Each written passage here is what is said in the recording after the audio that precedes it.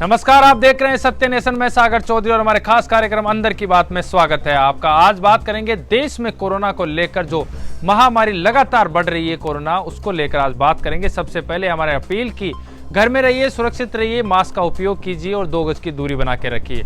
देश में कोरोना का संकट है और हम लोग अपनी जान जोखिम में डालकर दफ्तर आ रहे हैं, काम कर रहे हैं, लेकिन जान जोखिम में डालकर ये सरकारें काम करती हुई क्यों नहीं दिखाई दे रही है?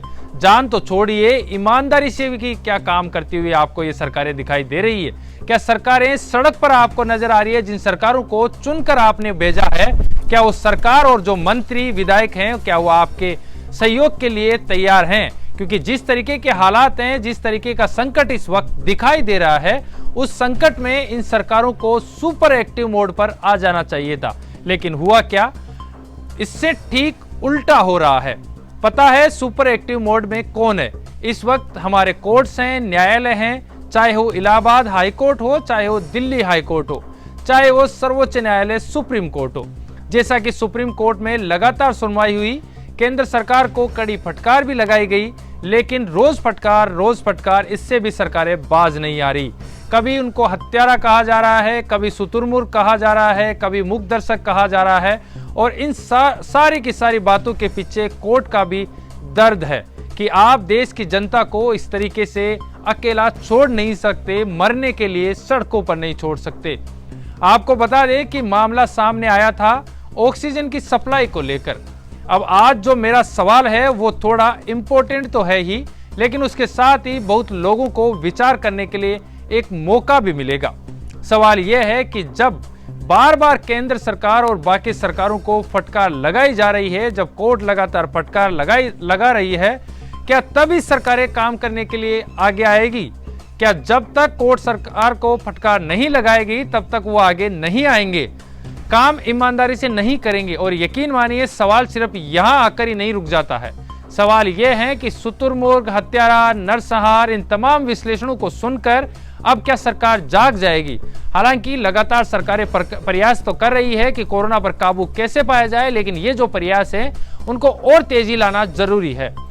कब काम करेगी, कब उनका ईगो हर्ट होगा और कब सरकार जनता के बीच में आएगी?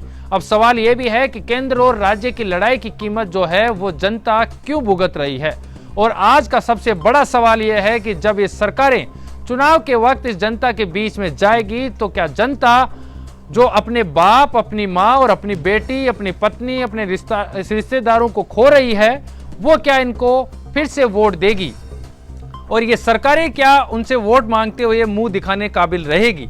एक एक मौत का हिसाब क्या ये जनता उनसे मांगेगी और क्या वो हिसाब सरकार दे पाएगी? आम आदमी पार्टी, कांग्रेस और केंद्र में बैठी बीजेपी, ये तीनों हमारे लिए तो एक जैसी पार्टियां हैं। और ये मुद्दा इतना छोटा नहीं है कि केंद्र सरकार का और किसी राज्य सरकार का हो, इसलिए आपको मिलकर ही काम करना पड़ेगा। ईगो से काम नहीं चलेगा, एक दूसरे पे आरोप लगाने से भी काम नहीं चलेगा। आप लोगों को जनता की सेवा करनी पड़ेगी और इस कोरोना काल में जनता के लिए भरपूर प्रयास करने पड़ेंगे और इस कोरोना पर काबू पाना पड़ेगा। हमारी लगातार आपसे अपील यही है कि आप घर में रहिए, सुरक्षित रहिए, मास्क लगाइए, 2 गज की दूरी रखिए। जो लॉकडाउन लगा रहे हैं जहां पर वहां पर पालना कीजिए। भारत सरकार और राज्य सरकार के जो गाइडलाइन है उनकी पालना कीजिए, क्योंकि कोरोना से लड़ेंगे और जीतेंगे। यही हमारा एक मकसद होना चाहिए। लगातार बने रहिए सत्य नेशन पे। फेसबुक पर देख रहे हैं तो लाइक कीजिए, यूट्यूब पर देख रहे हैं तो सब्सक्राइब कीजिए, जिससे आपकी बात को हम और मजबूती के साथ उठा पाएं।